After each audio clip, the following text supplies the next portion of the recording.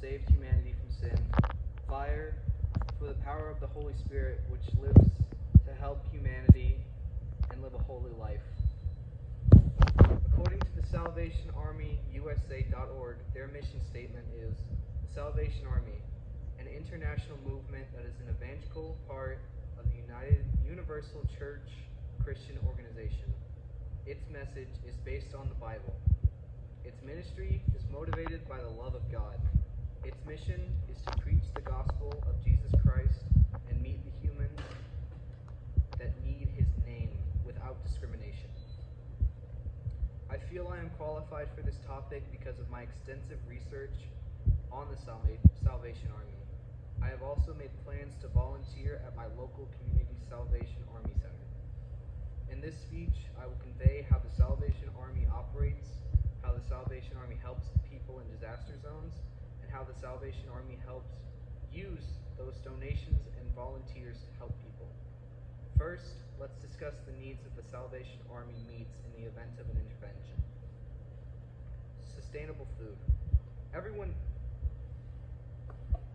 needs food. It's a simple fact of life that no one can ignore. In the event of a natural disaster,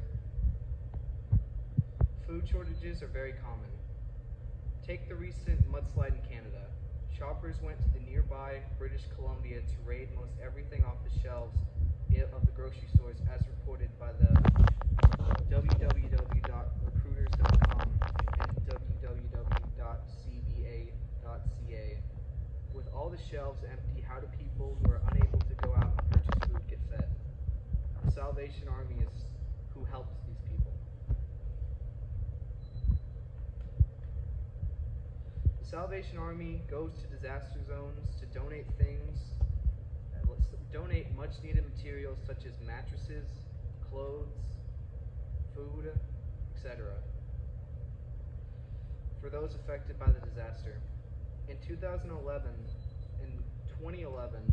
the Salvation Army stepped up by helping people affected by a devastating natural disaster, helping with the problems mentioned in point 1.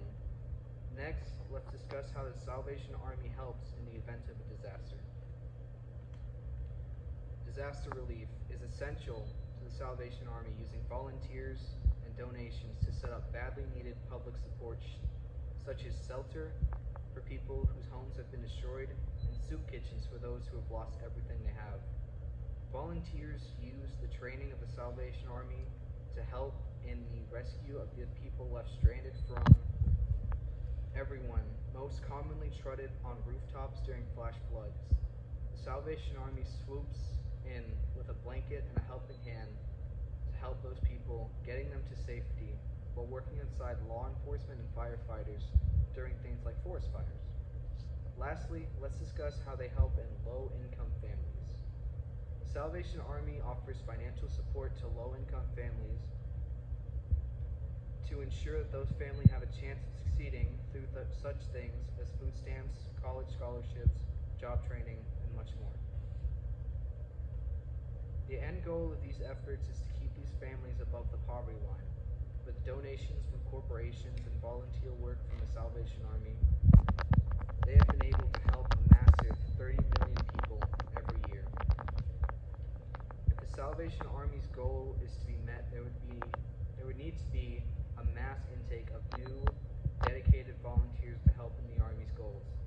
These recruits would be able to spread across the world, increasing the helping power of the Salvation Army. The Salvation Army, in the event of a disaster, would use these new recruits to help in their goal of setting up and stabilizing the disaster zone. They would be able to provide bedding, food, and supplies needed to keep the people affected by these natural disasters in relative comfort till the crisis can be dealt with, all while providing spiritual support.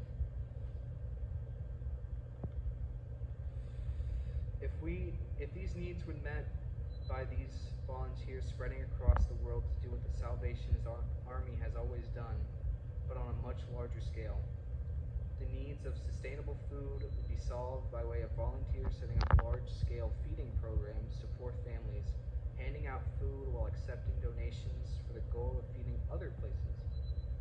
Disaster relief would become much easier with more trained people helping the affected populace.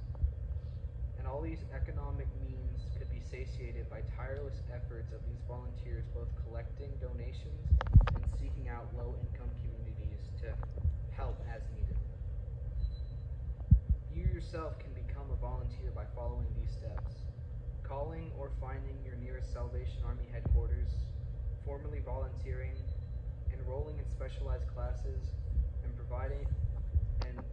classes provided to prepare yourself for joining the Salvation Army, and helping locally with your own Salvation Army.